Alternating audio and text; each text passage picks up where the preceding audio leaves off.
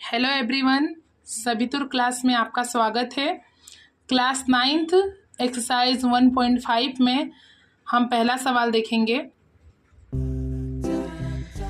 64 की घात 1/2 दी है। अब हम पहले क्या करेंगे, 64 का एलसीएम निकाल लेते हैं। तो एलसीएम इसका निकालते हैं। 2 3 6, 2 दूनी 4, 2 1 कम 2 और 1 यहाँ चला गया, 2 6 12, फिर 2 8 16, 2 चौक 8, 2 दूनी 4, 2 1 कम 2।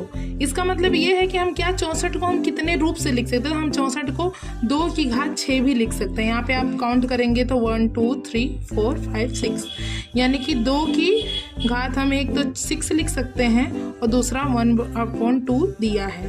तो अब हम क्या करेंगे, अब देखो ये 1/2 भाग में है, मतलब 2 उसके क्या है, 1 के भाग में है। तो 2 से 6 कट जाएगा क्योंकि 6 जो है गुणे में है। तो हम ऐसा भी इसको आप लिख सकते हैं और सरल करने हेतु 6 कम 6/2, तो 2 3 6 होता है, यानी कि जो 6 था वो कट गया 3 बार में, यानी अब क्या आ गया 2 की घात 3।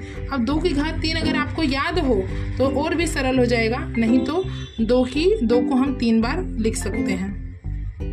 तो 2 दूनी 4 और 4 दूनी 8, ठीक है। इस प्रकार आपका यह उत्तर हो गया। अब हम दूसरा सवाल देखेंगे जो कि 32 की घात 1/5 दी है। जिस प्रकार हमने इसमें एलसीएम निकाला उसी प्रकार हम 32 का भी एलसीएम निकाल लेंगे। वैसे हमें एलसीएम निकालने की ज़रूरत नहीं है क्योंकि यहाँ पे ऑलरेडी 64 का निकालने के अंतर्गत ही ये 32 आ गया है, ये इंक्लूड हो गया है। तो देखो 32 का यहाँ से अगर हम 64 को हटा दें तो ये 32 का पूरा बन जाएगा।